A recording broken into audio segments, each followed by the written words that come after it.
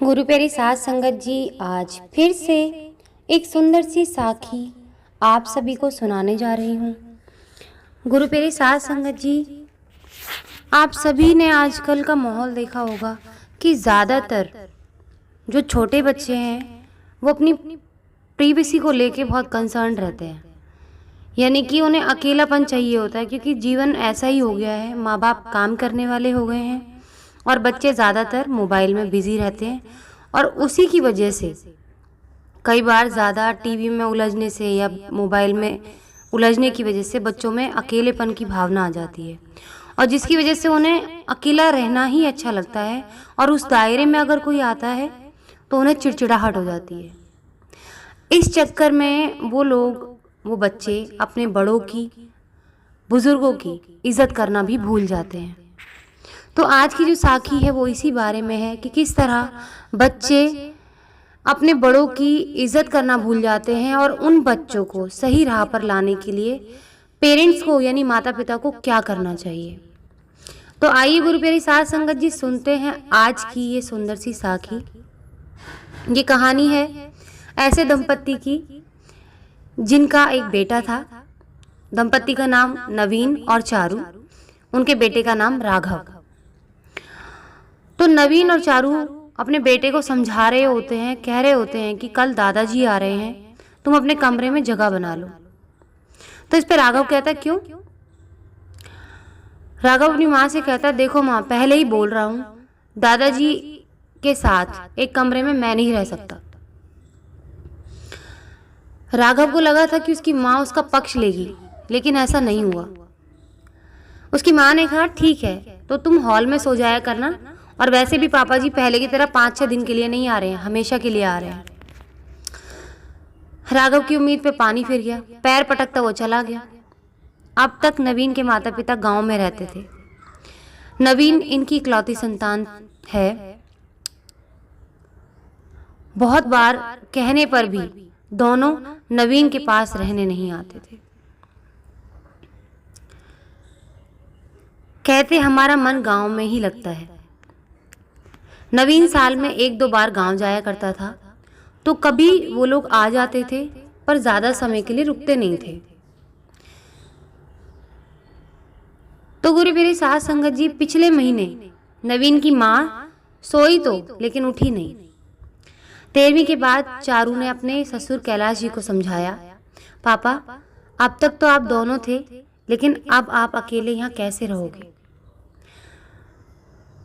पापा, मैंने सब इंतज़ाम कर दिया है, आप हमारे साथ चल रहे हैं, नवीन ने एक फैसला लेते हुए कहा। कैलाश जी सिर झुकाए बैठे थे। उनके मन में मंथन चल रहा था।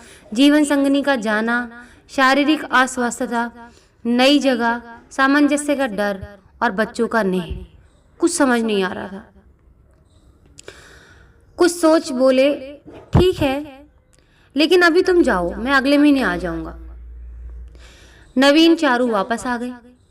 दोनों पिता की मनोदशा को समझते हुए अपने घर वापस आ गए थे, लेकिन 17 साल का राघव नहीं समझ रहा था। अगले दिन कैलाश जी घर आ गए। नवीन तो दफ्तर चला गया, लेकिन चारू कैलाश जी का पूरा ध्यान रखती। समय पर परहेज का खाना, दवाई, शाम को अपने साथ ही घुमाने ले जाना। उधर राघव हर समय चिड़चिड़ाता रहता था, क्योंकि उसकी प्राइवेसी खराब हो गई थी। उसका सेपरेट रूम छिन गया था, उससे हॉल में सोना पड़ रहा था। वो अपने दादाजी को घर में स्वीकार नहीं कर पा रहा था, या शायद स्वीकार ही नहीं करना चाहता था। ऐसा नहीं था कि कैलाश जी समझते नहीं थे, लेकिन अनदेखा कर देते थे। रविवार का दिन था। नवीन और चारू को बाजार जाना था। नवीन की पत्नी यानी कि राघव की माँ ने कहा कि सुनो राघव, मैंने खाना बना दिया है, तुम 2 बजे दादाजी को खिलवा देना। उन्हें दवाई लेनी होती है, तो ज़रूर ध्यान से उनको खाना खिला देना। बड़े गंदे मन से ठीक है बोल के राघव ने लापरवाही से जवाब दिया और मोबाइल में फिर से व्यस्त हो गया। 2:30 बजे कैलाश जी ने सोचा, खुद ही खाना खा लेता हूँ, और जैसे ही रसोई में दाल पलटने लगे, ना जाने कैसे डोंगा नीचे गिर गया। जोरदार आवाज़ हुई और सारी दाल ज़मीन पर गिर गई। राघव दौड़कर रसोई में आया। वहाँ का हाल देख के गुस्से में चिल्लाया, क्योंकि अंदर से तो भरा हुआ था। वो सारी फ्रस्ट्रेशन, सारी चिड़चिड़ाहट अपने दादा पे निकाल दी। क्या कर दिया ये? कुछ करना आता है आपको? जब कुछ करना नहीं आता तो क्यों आए हो यहाँ पे? जब से आए हो जीना मुश्किल कर रखा है, ना कोई प्राइवेसी छोड़ी है, ना सुख चैन। और जैसे ही पीछे पलटा तो नवीन चारू को खड़ा पाया। जैसे ही उसने पीछे मुड़ के देखा, उसके पैरों से ज़मीन निकल गई। चारू राघव को धकेल के रसोई में घुसी, बोली, पापा जी आपको कहीं लगी तो नहीं ना? आइए अंदर बैठिए, मैं आपके लिए खाना लगा लेती हूँ। तो इस पर कैलाश जी बोले, बहू दाल तो घबराए और अब बड़ी लज्जित होके अपमानित कैलाश जी ठीक से कह भी नहीं पा रहे थे। तो चारू ने बड़े प्यार से कहा, कोई नहीं पापा जी, सब्जी ही तो है, दूसरी सब्जी बना लेती हूँ। जल्दी से रसोई समेट चारू ने दूसरा खाना बनाया, खाना लगा के और ले आई। नवीन बिल्कुल खामोश था और राघव को लग रहा था कि बात जैसे खत्म हो गई है। कुछ सोचकर नवीन बोला, राघव तुम कल गांव जा रहे हो।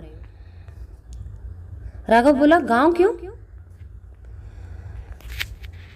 नवीन ने कहा, क्योंकि जो मेरे पिता का सम्मान नहीं कर सकता वो मेरे घर में रह ही नहीं सकता। गांव जाओ, खेतों में काम करो, कमाओ और अपने दादाजी की तरह जीवन जीकर देखो।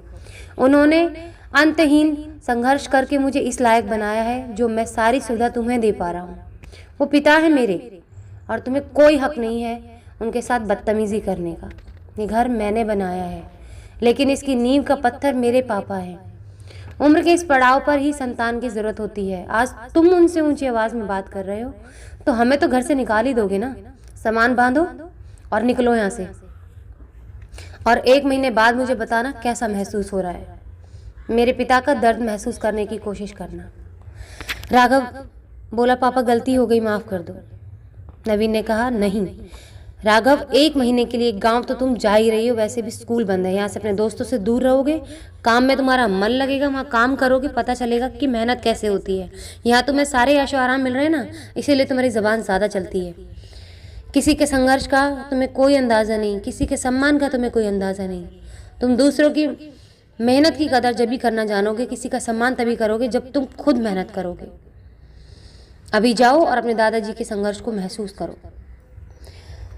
ये कह के राघव को उन्होंने गांव भेज दिया। गुरु प्यारी साध संगत जी,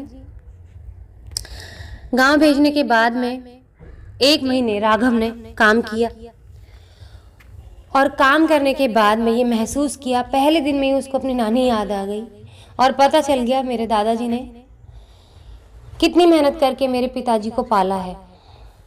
वो दिन दिन मेहनत करता और अपने दादाजी के लिए सॉरी फील करता। जैसे ही राघव वहाँ से वापस लौटा, जैसी छुट्टियाँ खत्म हुई, राघव कोई दूसरा इंसान बन चुका था।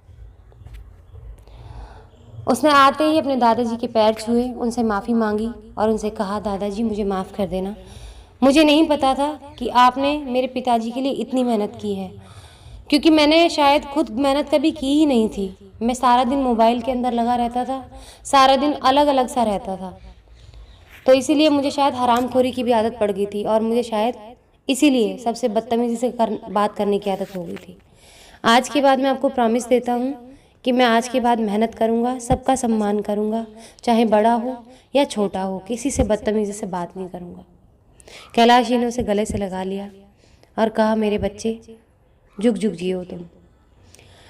तो गुरु प्यारी साध संगत जी, इसी तरह से आजकल के यूथ को, आजकल की युवा पीढ़ी को सुधारने की ज़रूरत है। जो बच्चे बहुत चिड़चिड़े हो जाते हैं, बहुत बदतमीज़ी से बात करने लग जाते हैं, तो सही समय पे उनको ये शिक्षा देनी ज़रूरी है माता पिता की तरफ से। बच्चे ऐसे ही नहीं पल जाते। तो गुरु प्यारी साध संगत जी, आज इसी के साथ इस सुंदर सी साखी को यहीं समाप्त करना चाहूँगी। मिलती हूँ आपसे अपनी अगली वीडियो में नई साखी के साथ। तब तक के लिए खुश रहें, सच्ची सेवा करते रहें, सुमिरन करते रहें।